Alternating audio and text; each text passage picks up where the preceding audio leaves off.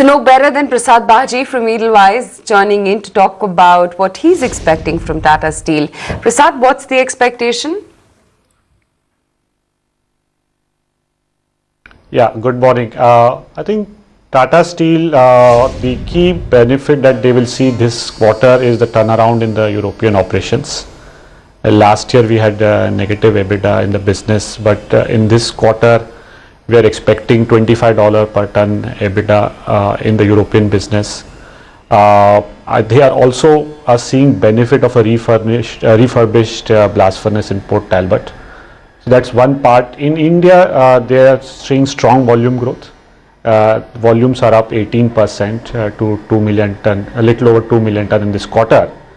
Margins are not that great, but the volume growth will make up for that. So net at console level, led by both of this, we should see around 44% growth at the EBITDA level to around 3,300 crores in this quarter on console levels. Prasad, but do you think all the positives are already in the price in the Tata Steel stock because of the kind of run-up that we've seen in just anticipation of what may come about? I think firstly we will wait for the results. We will watch how the European business actually performs. There is a likelihood of slightly better EBITDA per ton potentially in the European business, and there is there is a possibility that we may upgrade estimates. Also further, there are smaller positives. In Tata Motors we have been seeing good results, and we have raised a target price as a house. Tata Steel owns a part of Tata Motors as well, so we will see a valuation bump up there as well. So I would definitely wait for the result and then take stock. I would think even after the run up of 70%, there is still some juice left.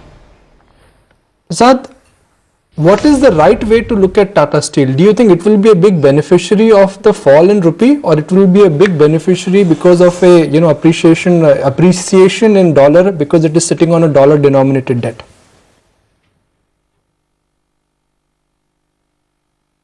Yeah, I think it is to be seen in the context. It is a beneficiary because it is sitting on a dollar denominated asset which is starting to perform better. I think if Europe was doing as bad as it was doing last year, then it would have been negative. But if Europe is picking up, then the earnings in dollars are picking up, and then in that context it would be beneficial. As far as the Indian context is concerned, their exports are not a high number. They are less than 5%.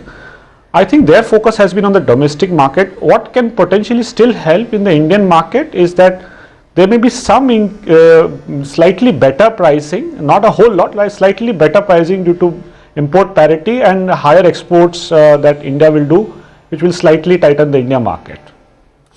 Do you expect very ordinary set of numbers from Coal India, or with Coal India you never know, they could always pull a rabbit out of the hat? I think Coal India will have fair numbers. They are having around 7% sales volume growth. They took a price hike in March end, and the full benefit will come in this quarter. So we expect around 10% kind of growth in EBITDA and PAT. So that's decent. That's not a huge number. What could be positive for them is that in the past we have seen that whenever they have taken a price hike, the actual realizations have been higher than expected. But what has disappointed in the past is that the cost has also gone up. So I expect fair numbers, but neither too positive nor too negative. Coal India, Prasad, what's the expectation there?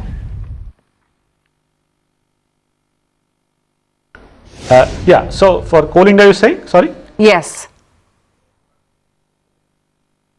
Yeah. For Coal India, we are anticipating EBITDA of around 3,180 crores, which is a 10% growth, PAT of around 3,338 crores. Sales volume, as I said, is up around 7% to 109 million tons. September month was also good on a relative basis compared to last year.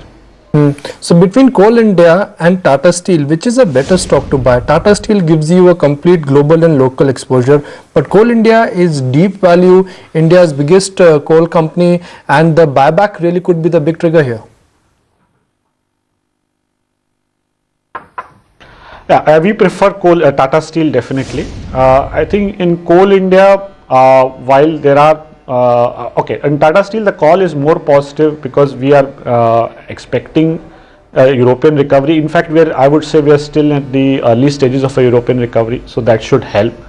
In India, they have a completed project of 3 million ton, which will see ramp up this year as well as next year.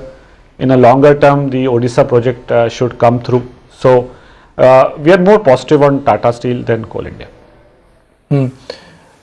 Prasad, has the outlook for metal as a group changed after strong data points from China? Because most of the metal stocks are up a good solid 20 to 25% from their recent lows. Hindalco is above 100, Sesa Sterlite is up 100 rupees, Tata Steel was languishing at 280, now it is at 350.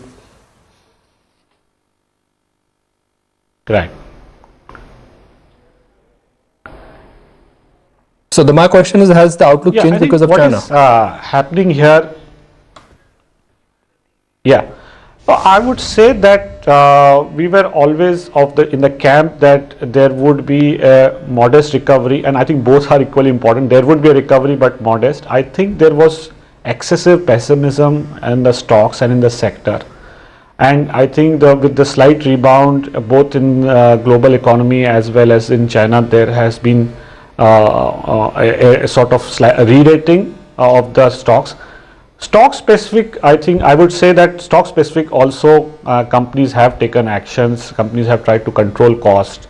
Companies have tried to increase volumes by finding export markets. So companies have also tried to do their own bit of action. So I think both has helped in that sense.